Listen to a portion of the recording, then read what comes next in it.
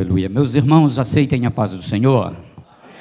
O Senhor é bom e a sua misericórdia dura para todo sempre. Aproveitar o ensejo de vocês estarem em pé, vamos fazer uso da palavra de Deus. Mais uma vez, Evangelho de Jesus Cristo, segundo escreveu São Lucas, capítulo de número 8. Nós vamos estar lendo alguns versos. Depois da leitura que você tomar o seu assento, eu vou fazer algumas considerações que, ao meu ver, são necessárias. E aí sim estaremos entrando na palavra do Senhor. Eu vou ler o verso de número 40, 41 e 42. Depois eu vou pular uma sequência de versos e ler o 49 e o 50.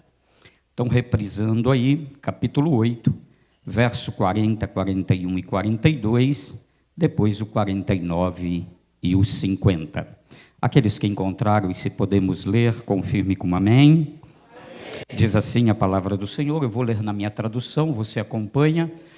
Me permita, pastor, ler ali no monitor, pelo menos nós vamos ficar com uma leitura única. Há uma diversidade de traduções bíblicas hoje em nosso meio, então eu vou ler por ali e pelo menos fica uma leitura única. Diz assim a palavra do Senhor. 40. E aconteceu que quando voltou Jesus, a multidão o recebeu, porque todos o estavam esperando. E eis que chegou um varão de nome Jairo, que era príncipe da sinagoga, e prostrando-se aos pés de Jesus, rogava-lhe que entrasse em sua casa, porque tinha uma filha única, quase de 12 anos, que estava à morte, e indo ele, apertava a multidão. 49, por favor. Estando ele ainda falando, chegou um da casa do príncipe da sinagoga, dizendo: a tua filha já está morta, não incomodes o mestre. 50. Jesus, porém, ouvindo, respondeu-lhe, dizendo: não temas. Não temas, não temas, crê somente, e ela será salva. Gratidão, tome o seu assento, por favor, adorando ao nome do Senhor. Irmãos, deixa eu ser rápido aqui, tomar talvez 1 ou 2 minutos, só em primeira mão para agradecer, louvar a Deus pela oportunidade de estar na minha casa. Eu também faço parte da Assembleia de Deus, do Ministério do Belém. Papai, pastor, está com 88 anos. Hoje não pastoreia mais, pastor, já está jubilado. E ele queria muito que eu seguisse a carreira, mas eu fui pastorear e eu aguentei só 3 anos, pastor. Depois eu voltei para a itinerância. E papai foi uma das pessoas que foi canal de bênção, me levando para participar em quase todas as reuniões de obreiro no Belenzinho, e por muitas e muitas vezes, não pouca, e esse encontro para mim era esperado para dizer que por N vezes seu avô, Carlos Padilha, foi que ministrou aos nossos corações, e ele tem um testemunho muito forte que ficou marcado, mensageiro da paz em todo o campo do Belém, Brasil e fora do Brasil. Obrigado por me permitir dividir esse altar com esses santos homens de Deus. Eu digo aos senhores que eu não falarei nada mais, nada menos do que aquilo que os senhores já sabem. Somente vou corroborar aqui da minha participação. Obrigado, viu, pastor? Eu sou de uma cidade chamada, isso se estende à sua mãe digna, esposa e família, óbvio. Eu sou de uma cidade pequena, irmão, no interior de São Paulo, chamada Jaú. Jaú está mais ou menos 500 quilômetros, de Ubatuba, daqui um pouquinho menos. Minha cidade é famosa, quem gosta muito da minha cidade é as mulheres. Por quê, pastor? Porque lá é conhecida como o território do calçado feminino. Então, mulher gosta pouco de calçado, né, irmão? E algumas mulheres às vezes falam para mim: ô pastor, traz calçado para a gente. Deixa eu dizer para você, eu tenho 4 lá em casa, irmão, você imagina o tanto. Pastor, mas é barato mesmo? Posso fazer um comercial aqui, pastor? Bom, lá, aqui você deve, as irmãs devem, nesses escarpãs lindos que vocês usam aí, Vocês pagam aí 150, 200, 180. Com esse dinheiro na minha cidade você compra 4. Olha o movimento já, olha o movimento. Olha eu fazendo as irmãs levar os obreiros lá para Jaú. A intenção é essa, irmão, é você convidar o seu marido e dizer: vamos dar uma volta lá na cidade daquele pastor. Aí você vai congregar lá na nossa igreja, dá um glória a Deus com a gente, volta com o porta-mala lotado de calçado. Agora você imagina eu que tenho 3 filhas e uma neta e a esposa. E terrível, senhores, é que elas vão escolher sapato para ir para a igreja e ela diz assim: a gente não tem nem sapato para ir hoje. Tem uns 200 pares mais ou menos ao todo, mas tem essa fala. Irmãos, eu sou pastor há aproximadamente 35 anos, pastoreei por 3 anos, mas foi mais para agradar papai. Papai queria que eu seguisse a carreira pastoral de dirigir igreja, mas Deus me levou para outro caminho. Deus tem me, debaixo da misericórdia dele, eu vou falar isso. Eu ministro há 20 e poucos anos na itinerância. Deus me deu a oportunidade de várias vezes ministrar fora do Brasil e em todo o Brasil, em muitos lugares. E talvez, pastor, por eu estar muito em Ubatuba, o senhor tenha pensado que eu sou de Ubatuba. É porque assim, irmão, todo mês eu tenho agenda em Ubatuba. Então, todo mês eu estou em Ubatuba. Todo mês eu fico 15, 20, já cheguei a ficar 30 dias em Ubatuba. Disse o senhor que nós tivemos um encontro de casal agora há pouco tempo. Minha esposa estava aí, mas teve que subir porque tem uma netinha. Nós tivemos um encontro de casal onde a esposa ministrou na segunda-feira só para as irmãs, na terça eu ministrei só para os maridos e na quarta nós ministramos para o casal. Eu sei que você está olhando para mim dizendo: um menino desse tem experiência, irmão? Eu tenho 61 anos, irmãos, é só a carcaça que é mais ou menos assim, mas eu tenho 61 anos, 38 anos de casado com a mesma mulher, ainda chamo ela de amor e ela ainda continua sendo a minha paixão desde a adolescência. E uma filha de 37, um outro de 27, um outro de 24 e a minha caçulinha com 20 anos de idade. E agora tem a netinha que eu estou morrendo de saudade. Quem é vô sabe do que eu estou falando, é neta única, com 2 aninhos de idade, está lá toda. Eu faço 3, 4 ligações por dia, ligações de vídeos para vê-los. Pastor, então mais uma vez, obrigado por participar com vocês essa noite, e eu quero ser grato. Por quê? Porque papai me ensinou 2 coisas que eu jamais esqueci. Ele sempre disse assim: se você chegar numa igreja e tiver oportunidade para ministrar num culto de ensino ou numa ceia, agradeça ao pastor, porque esse culto é do sacerdote da igreja. Se ele abriu mão para você ministrar, seja grato. Então, segundo o papai, gratidão, pastor. Quantos querem ouvir a voz de Deus? Diga glória a Deus. Também não poderia deixar essa família que me acolhe com muito amor, irmão Elcimar, irmã Terezinha, a Dani, a filha deles, que sempre quando eu estou em Ubatuba, o acolhimento é muito especial. Eu fico aí ainda alguns dias e o Senhor vai nos dando graça. Irmãos, eu quero ser rápido aqui, eu sei que ainda tem um trabalho a ser ministrado, eu vou correr. Se você não entender a mensagem por completo, aí você diz para o pastor: chama ele de novo para ele terminar a mensagem, porque tem vezes que a gente prega para a estação, prega em 2, 3 vezes. Tá bom? Quantos querem ouvir? Diga glória a Deus. Irmãos, eu acho interessante que quando Jesus vai começar o seu ministério, e aliás, quando ele começa o seu ministério, algumas coisas marcantes fazem parte desse ministério. O que, pastor Adão? Por exemplo, quando ele chega e começa a operar sinais, maravilhas e milagres, que ele começa a fazer as libertações, as curas, muitas pessoas queriam ter Jesus para si. A religiosidade na época, alguém vai dizer: pastor, mas tem a religiosidade na época? Sim. Naquela época já existia 4 grandes etnias religiosas, a saber 2 maiores, os fariseus e os saduceus, e 2 menores, os essênios e os zelotes. Essas 2 eu não quero prestar conta delas, não porque não tem valor, mas porque são menores. talvez me deter um pouco nessas duas religiões maiores, os fariseus e os saduceus. E o que é que diferia, pastor, essas duas religiões? O que diferia era simples: tudo aquilo que os fariseus acreditavam, os saduceus não acreditavam. Vou dar um exemplo. Por exemplo, os saduceus diziam: vai ter ressurreição. Os fariseus diziam: vai ter ressurreição. Os saduceus diziam: ressurreição é impossível. Os fariseus diziam: o Messias vai voltar. Os saduceus diziam: é impossível. Existem anjos e demônios, impossíveis. Então era todos os contrários.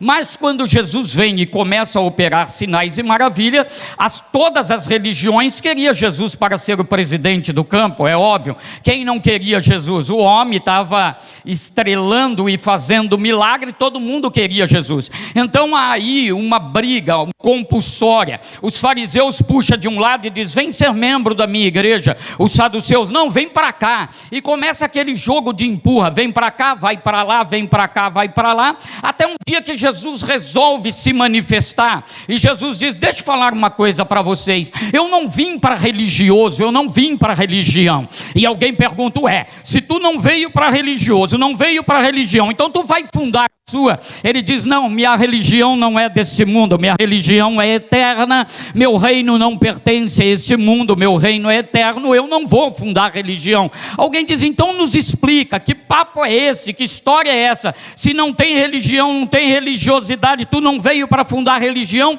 para que é que tu veio? E ele diz: eu vim para buscar adoradores, que me adorem em espírito e em verdade, é só para isso que eu vim. Quando ele se pronuncia e toma essa atitude, então os fariseus e os saduceus se revoltam, diz: ele é totalmente diferente daquilo que nós pensávamos. E aí o que começa a acontecer? As pessoas começam a titubear em dois caminhos, dizer: e agora? A gente fica com os fariseus e saduceus ou nós seguimos Jesus? Óbvio que os fariseus estão lá, os doutores da lei estão lá há muito mais tempo. Então eles vão até os fariseus e dizem assim: e aí, o que os senhores nos falam desse Jesus? E eles dizem: esse aí não é filho de Deus, isso aí é uma enganação.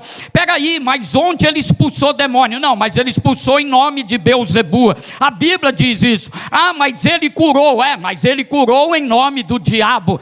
Mas agora nós ficamos, o povo começa a entrar num delírio de confusão entre aquilo que Jesus fazia e aquilo que os fariseus pronunciavam. Até que surge, segundo os Midrash judaico, uma frase lá na cúpula dos fariseus dizendo assim: se ele realmente é filho de Deus, ele tem que mostrar os 4 poderes sobre ele e sobre as outras coisas. E alguém diz: que poder é esse? Eles dizem: tem que mostrar poder sobre a natureza, tem que mostrar poder sobre as potestades, tem que mostrar poder sobre a doença e tem que mostrar poder sobre a morte. Se ele conseguir mostrar esses 4 poderes, então reconheceremos verdadeiramente que ele é filho de Deus. Jesus, sabendo disso, Jesus diz: precisa mostrar ainda para esses incrédulos que realmente eu sou filho de Deus? Então vai. E no capítulo 8 do próprio evangelho de Lucas, ele vai mostrar esses 4 poderes, e é isso que eu queria partilhar com você. Por quê, pastor? Porque ainda você continua servindo um Deus que manda na natureza, que os demônios obedecem, que a doença sai e que, se ele quiser, ele ainda ressuscita morto. Você pode dizer glória a Deus? Quando ficam sabendo disso, eu parto para o verso de número 22 do mesmo versículo. Jesus diz assim, olha como começa o verso 22: e aconteceu num daqueles dias. Que dia era esse? Eu gosto de ler a Bíblia, senhores. Pastor, me permita andar, eu não consigo.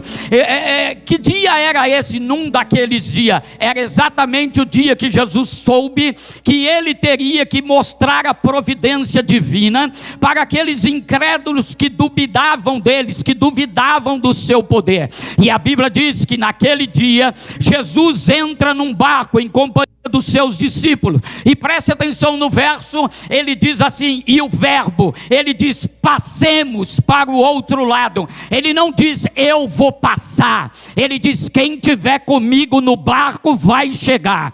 Quem tiver comigo no barco vai alcançar o porto. Quem estiver comigo no barco, aconteça o que acontecer, vai chegar do outro lado. A Bíblia diz que eles entram no barco. Ninguém sabia para onde Jesus ia, mas Jesus já estava determinado para onde ele ia. Para onde ele ia, pastor? Para uma província chamada Decápolis, uma cidade rodeada por 10 pequenos distritos, chamado Decápolis. Entre eles, a cidade de um homem chamado o endemoniado de Gadara, o endemoniado gadareno. Jesus, então, ele parte com esse princípio. Por quê? Porque expulsar demônio, quando outros conseguiam expulsar, era fácil, mas o gadareno, a Bíblia diz assim, ninguém consegue expulsar. Ele diz, eu sou filho de Deus, e se ninguém consegue expulsar, aqui tem um que vai conseguir expulsar. Ele sabia para onde ele estava indo, os discípulos não. A Bíblia diz então que eles entram no barco e ele diz, passemos. Se você for para o verso de número 23, a Bíblia vai dizer que navegavam ele. Quem navegavam? Os discípulos. Jesus, vendo que não podia navegar, que não lhe deram o favor de dar o leme na mão, ele diz assim, sabe de uma coisa? Eu vou descansar. Em Marcos, senhores, tem um versículo que diz que ele entra, sobe na proa do barco e pega um travesseiro. Está lá em Marcos. Eu podia aqui essa noite falar 1 hora só sobre o travesseiro, o descanso, o sono reino, o sono da alma, o sono do descanso e do espírito. Quer que eu te prove que Jesus estava dormindo um sono profundo, que quando o vendaval vem, os discípulos vão acordar ele, pastor, e eles não dizem assim, mestre, não, eles são obrigados, está escrito, mestre, mestre, estamos perecendo.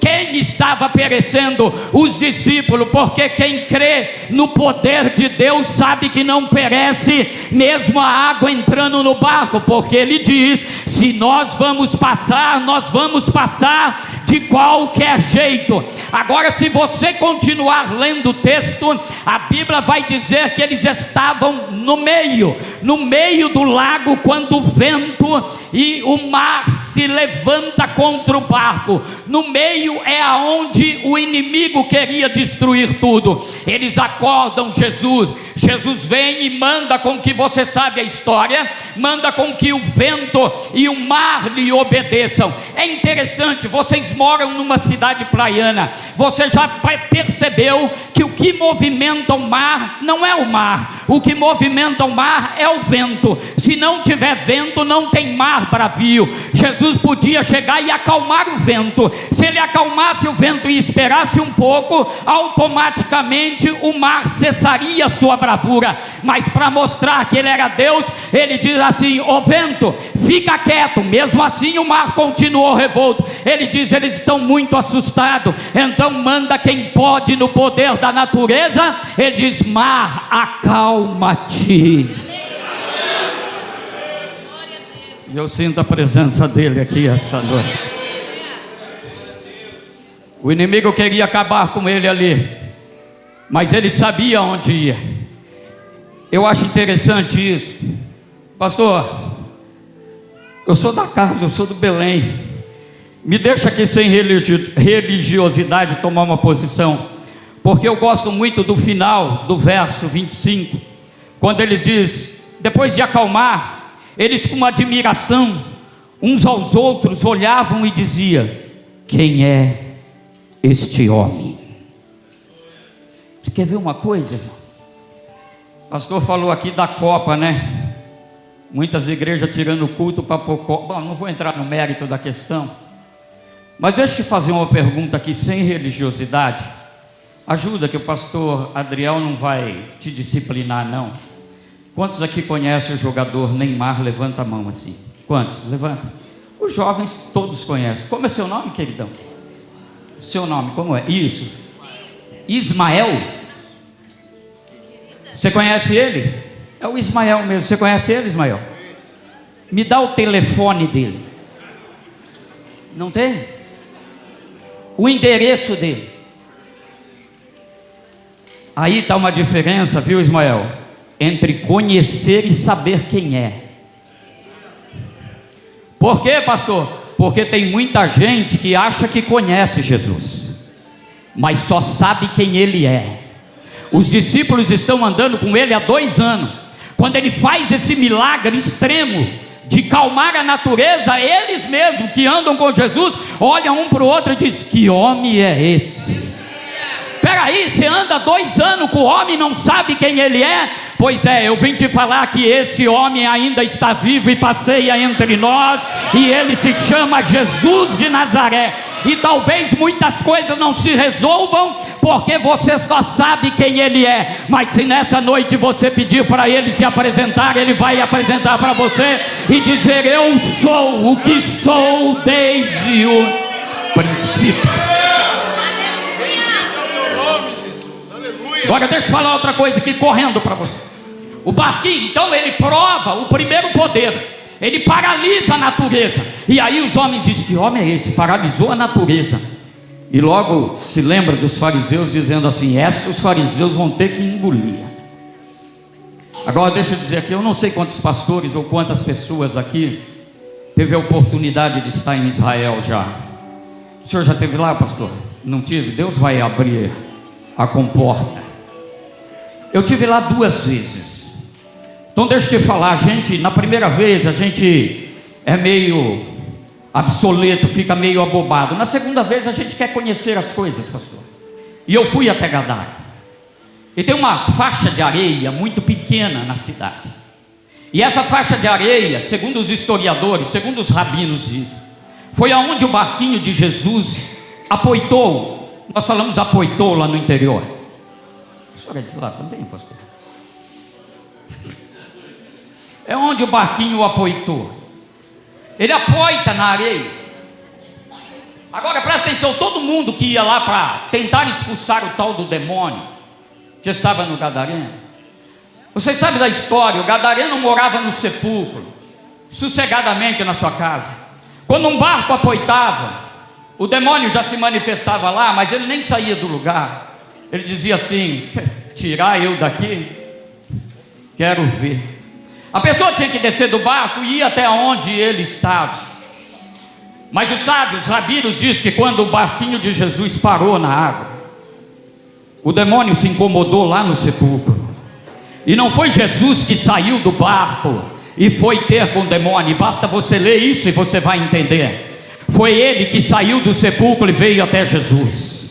E agora uma coisa me chama a atenção, que a Bíblia diz que quando ele foi chegando perto de Jesus, incorporado pelo demônio, então era o demônio em si, a Bíblia diz: e o demônio se prostrou. E o demônio o que, irmão? Você sabe o que significa prostrar? Significa adorar. Então quer dizer que o próprio demônio prostra-se diante de Jesus e vai adorar, porque o segredo primeiro, antes de pedir, é adorar. Talvez a gente recebe pouco porque a gente pede muito e adora pouco. Talvez o segredo seja adorar mais e pedir menos, porque ele já conhece daquilo que nós precisamos.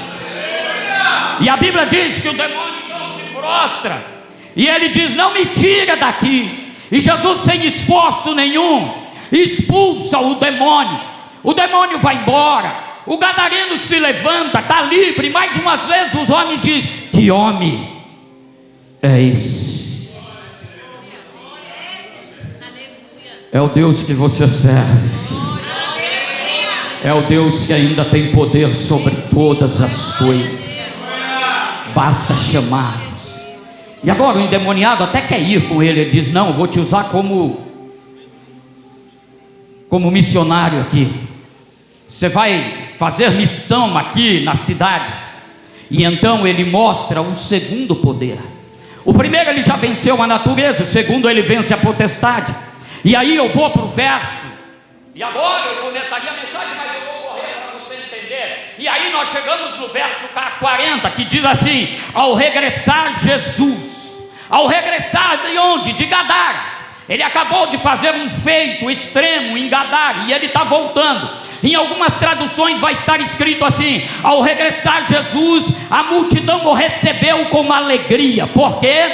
Porque a multidão, sempre quando Jesus chegava, o recebia com muita alegria, porque sabia que aonde ele passasse, milagres iam acontecer. Eu sei que talvez você tenha a capacidade de entender o que eu vou dizer. Culto é uma palavra hebraica misturada com egípcia, que quer dizer casamento. O que isso significa, pastor? Que quando você pode namorar com a menina durante tantos anos, mas quando você vai casar, você namora 3 anos, mas quando você vai casar, você vem para o altar e o seu desejo é ver ela vestida de noiva, mas você já vê ela há 3 anos. Por que você quer ver ela vestida de noiva agora? Porque o impacto é diferente, a coisa é diferente. Então o noivo está esperando a noiva chegar. Sim ou não, irmão? Sim. Pois é. Aqui a multidão ficava feliz quando Jesus regressava. Hoje, quando você vem para cá, Jesus já está te esperando, porque Ele é o noivo. E aí é a gente que tem que trazer a alegria, é a gente que tem que trazer a gratidão, porque Jesus já está aqui nos esperando e tendo expectativa sobre nós, dizendo assim: como é que vai ser hoje? E aí o verso 40 diz: ao regressar Jesus, a multidão o recebeu com alegria, porque todos o estavam esperando. O verso de número 41 diz: e eis que veio um homem chamado Jairo, que era príncipe da sinagoga. Esse príncipe, irmão, não é no sentido de monarquia. Esse príncipe é no sentido hebraico. A palavra é nascer. O que era um nascer? Ele era o cara.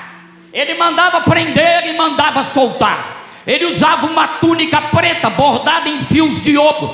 Do lado direito da lapela escrito: não se dobrará. Do lado esquerdo, o decálogo, os 10 mandamentos. Andava com um cajado de 2,8 metros de altura, entalhado no pé do cajado o seu nome de ofício. Esse era Jairo, e na sua lapela escrito: não se dobrará. Mas escute, ele tem uma filha, a Bíblia diz, está à beira da morte. Então ele resolve deixar o trono, deixar o poder, deixar tudo aquilo para trás, porque a família dele era mais importante. E ele escuta o burburinho e ele sai atrás de Jesus. E você vai ler o texto que ele vai atrás de Jesus. Jesus está vindo na direção dele, e a Bíblia diz assim: e ele, prostrando-se.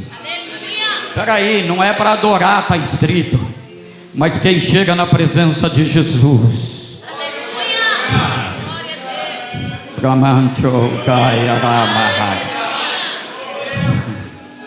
ele se prostra. Mas ele não sabia, ele tinha poder, senhores, para dizer assim: vai lá em casa. Mas ele entende que a vontade só vai ser feita se Jesus quiser. E ele se prostra e diz assim: por favor, vai lá em casa. Eu tenho uma filha que está à beira da morte. Deixa eu trazer algo para você que talvez você se perguntou várias vezes. Por que é que no meio desse texto tem uma mulher de forma intrometida entrando na história? A mulher do fluxo de sangue. Porque se Jesus vai na casa de Jairo e cura a menina, quem é que ele ia ressuscitar? Então Jesus começa a andar, porque ele diz: eu preciso mostrar o terceiro poder, e o terceiro poder é a cura. E alguém vai vir atrás de mim, e eu vou curar, mas não vai ser uma cura qualquer, vai ser uma cura espetacular, vai ser uma cura que ninguém conseguiu fazer. E a Bíblia diz que ele vai andando, e a multidão vai apertando. Em algumas traduções diz: a multidão o apertava e oprimia, tamanha era a multidão. E a Bíblia diz, entrando agora na mulher intrometida, que vem uma mulher por trás e toca. Toca na onde, irmão? Toca na onde? É o que está escrito na sua Bíblia. No hebraico essa orla é citizen. O que é citizen, pastor? Citizen é algumas franjas que os judeus tinham na sobrepele. Era o mesmo número do pênhote no cabelo. E a mulher olhou para ele e disse: nunca vi ninguém que tenha mais franja, que tenha mais sitzen do que ele. Então eu não preciso pedir para ele orar, basta eu tocar. Se eu tocar, eu serei curada. E a Bíblia diz que ela vem por baixo. Ninguém prostra, irmão. Ninguém toca embaixo de nariz empinado e pescoço duro. Para tocar embaixo precisa descer. E ela desce. E ela toca. E Jesus para e diz: alguém me tocou. A assessoria cerca ele e diz: como assim alguém te tocou? A multidão te oprime e te aperta. Ele diz assim: eu sei o que é oprimir e apertar, mas eu sei o que é tocar. Aqui quebra os paradigmas de umas igrejas neopentecostal que diz que nós devemos encostar ele na parede, porque ele tem que fazer, porque eu sou filho, porque eu sou herdeiro. Ele está dizendo: se me apertar e me oprimir, eu não faço. Agora, se chegar devagarinho, se prostrar e tocar, eu ainda sou Deus.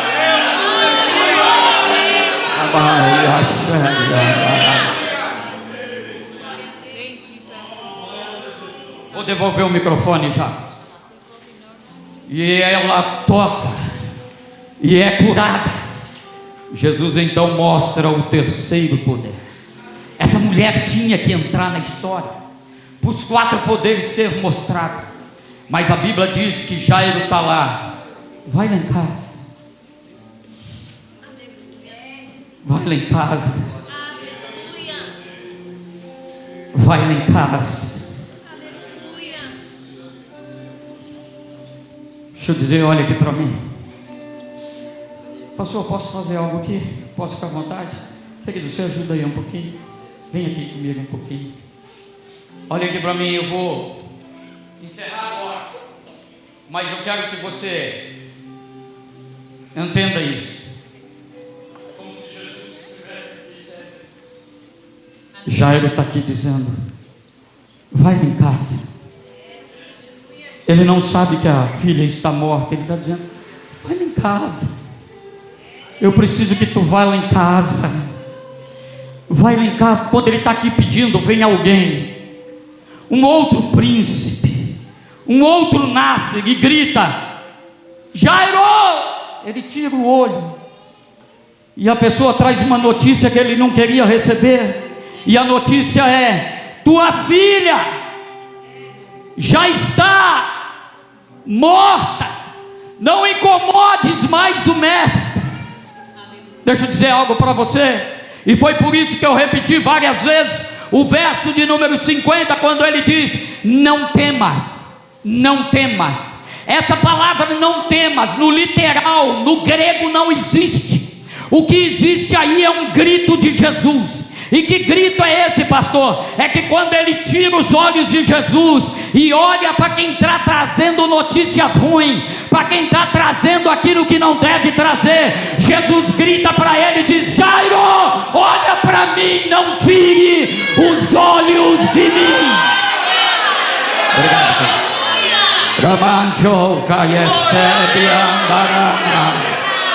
A palavra para você essa noite é: não tire os olhos dele. Deixa as vozes exterior falar o que quiserem. Fiel é aquele que prometeu. Continue com os olhos dele.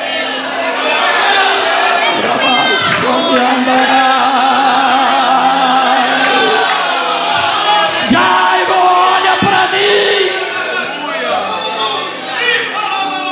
Oramancho, obrianda, yasso.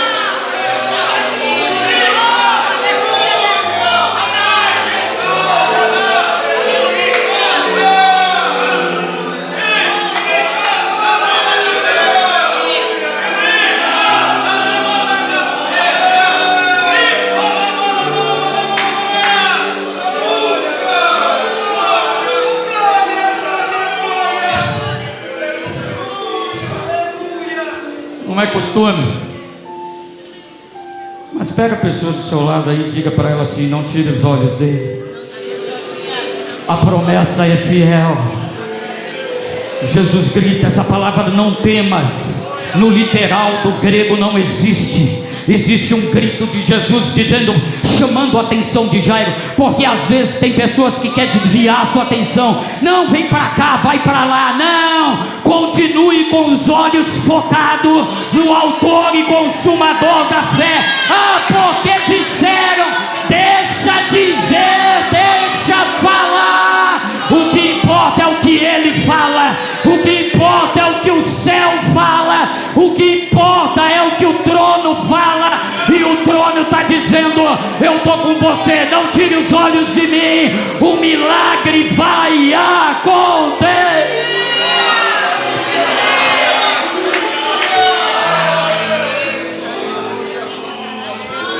Mas ele precisava mostrar o quarto poder.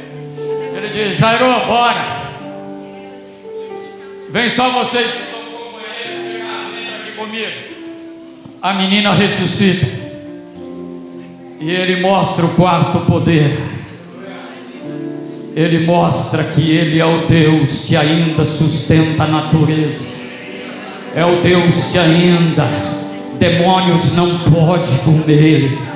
É o Deus que ainda não tem doença que ele não possa fazer, curar e salvar. E morte ainda ele pode ressuscitar. Eu disse que pode. Pastor, eu tenho um filho, o Mateus. Eu tenho mais 5 minutos, pastor. Eu tenho um filho, Mateus, 24 anos de idade. É advogado tributarista. Quando Mateus nasceu, escute isso. Quando Mateus foi nascer, eu sempre fui itinerante, há mais de 20 anos na itinerância.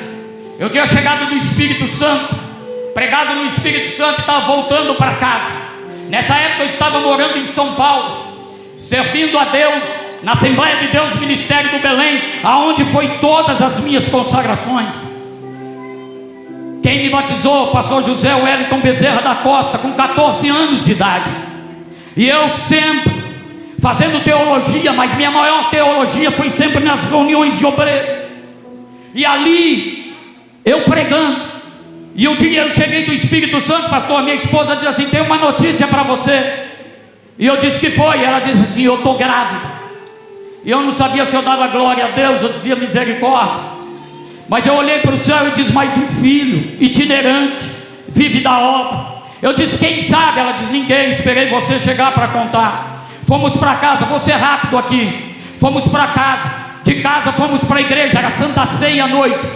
Minha igreja lá, 1.700 pessoas sentadas, com mais ou menos 280 obreiros no púlpito. Eu fazia parte desses obreiros, na época evangelista.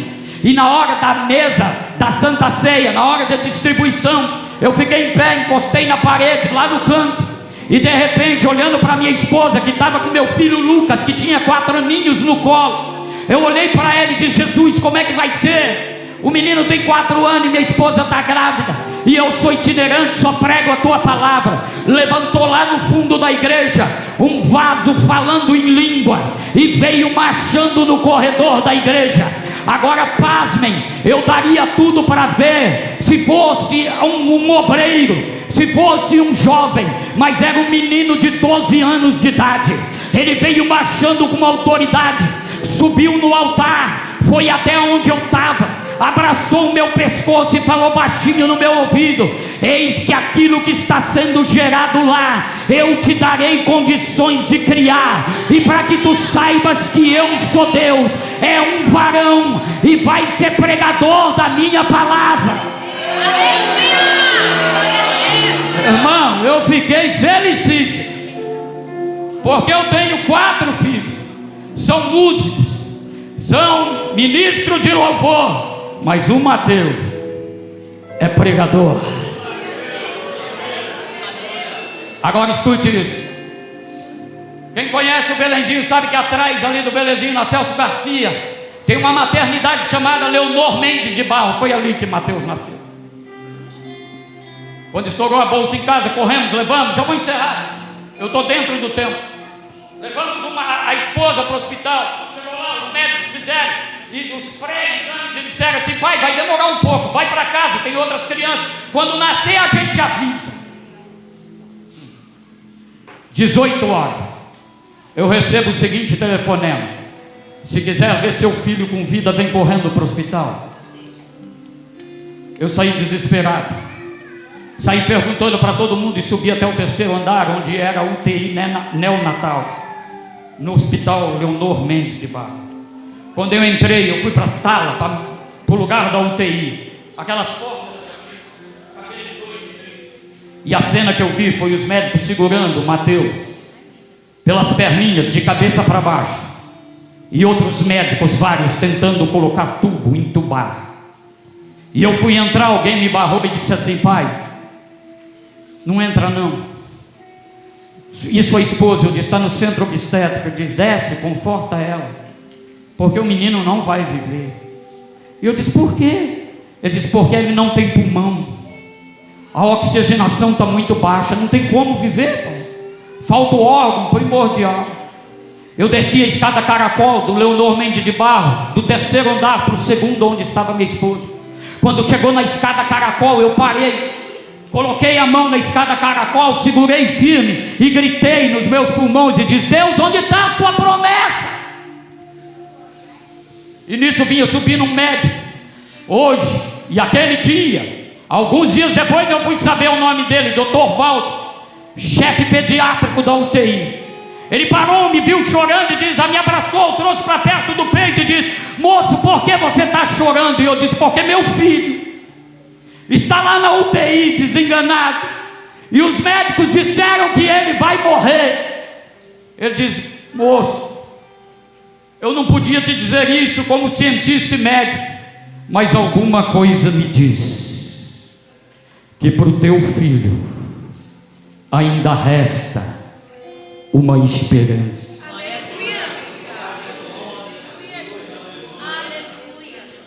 Pastor, aquilo foi uma injeção. Eu disse: Deus está no negócio. Cheguei perto da minha esposa no centro obstétrico. Ela disse: e o Mateus? Porque nós já tínhamos escolhido o nome. Eu disse: está bem. Deixa eu aqui encurtar para você. 13 dias eu fiquei indo e vindo na UTI. O Mateus não morria. Cada dia que eu chegava na Isolete era um aparelho novo ligado. Parecia algo da NASA. Tudo tinha: isso aqui é adrenalina, isso aqui é para tirar secreção, isso aqui é não sei o quê. Eu ia 2 vezes por dia. E a esposa, um cesárea em casa. No 13º dia. Que dia era, irmão? Fala, dia 13. E crente acha que dia 13 tem alguma coisa a ver. Dia 13 é dia da bênção, como outro dia qualquer. 13º dia, eu vou para o hospital. Já sabia o procedimento. Chegava na UTI, entrava na salinha do lado, touca, avental, sapatinho, para entrar dentro da UTI para ver o menino. Só que aquele dia, quando eu olhei pela janelinha, a Isolete dele estava desocupada, não tinha ninguém. E a sensação foi: o Mateus, Jesus levou. Quando eu fui entrar, o médico, o Dr. Valde, me parou, me puxou e disse assim: preciso falar com o senhor. Eu disse: cadê meu filho? Ele disse: primeiro eu faço as perguntas. O senhor é crente? Eu disse: lavado e remido no sangue do Cordeiro. Ele disse: então está explicado. Eu falei: explicado o que? Ele disse: o que aconteceu nessa UTI de madrugada só acontece com crente. Ele disse: nós estávamos aqui a meia luz, de repente uma luz clareou-se. Eu corri lá para dentro e cheguei na Isolete do seu filho, que estava coberto com uma fraldinha. Ele tinha empurrado a fralda com o pé. Parecia que ele dizia: o que é que eu estou fazendo aqui? Eu disse: cadê ele? Ele disse: cadê a mãe? Eu disse: está em casa. Ele disse: chama a mãe para dar mamar. Eu disse: mas cadê ele? Ele disse: está no quarto querendo mamar. Eu disse: e o pulmão? Ele disse: não me pergunta, o pulmão está no lugar, a oxigenação está normal e ele está completamente uma criança. Ramancho.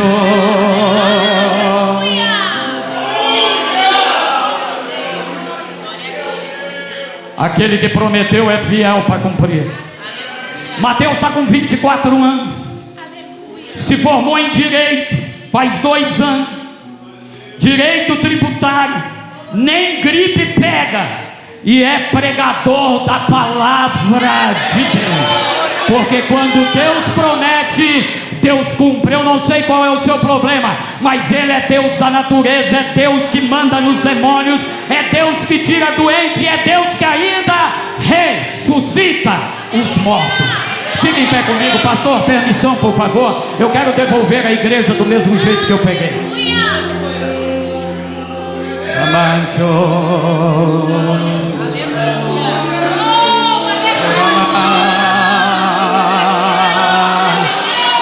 Isso, 30 segundos adorando Deus que tudo pode.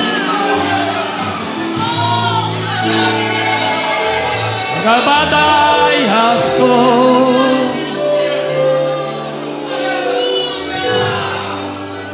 Aleluia. Aleluia. Oh, Espírito da verdade, o Deus que cura está aqui essa noite. Deixa eu te fazer uma pergunta, eu não tenho mais tempo. Eu queria saber aqui quantos são crentes em nosso meio. Levanta a mão assim, dá um sinal. Isso, baixa a mão. Tem alguém aqui entre nós que não é crente? Só para mim te conhecer, dá um sinal assim com a mão para mim te conhecer. Se você não é evangélico e entrou aqui talvez pela primeira, segunda, terceira vez, tem alguém aqui? Não tem ninguém que não é evangélico? Não tem ninguém? Todos são crentes? Deixa eu mudar a pergunta. Tem alguém aqui que é afastado do caminho do Senhor? Que se afastou? Tem uma moça lá atrás. Tem uma jovem senhora lá atrás. Tem mais alguém? Sinaliza assim com a mão, só para mim te conhecer. Só a jovem senhora? Só ela? Grita seu nome para mim, querida. Como? Vai passando aí, irmão. Viviane, isso. Eu falei que eu tenho 61 anos, irmão. As vistas já não ajudam, o ouvido. Mas Viviane, olha para mim aqui. Tá difícil as coisas, né? Dá para viver sem Jesus? Não dá? A senhora quer reconciliar com Ele essa noite? Então vem, levanta a mão da senhora e vem aqui para frente. Vem, minha Viviane, vem. Não, você está perdendo de adorar. Irmão, só tem movimento no céu quando uma alma se rende. Se levantar 10 paralíticos, o céu continua igual. Ora vai. Tem mais alguém? Tem mais alguém? Eu vou devolver o microfone. Tem mais alguém? Tem mais alguém? Tem mais alguém? Não tem? Você não está com vergonha de se manifestar? É a tua chance. Tem mais alguém? Tem mais alguém? Que Deus em Cristo vos abençoe. Pastor, obrigado pelo privilégio. A ovelha é do seu pasto, pastor.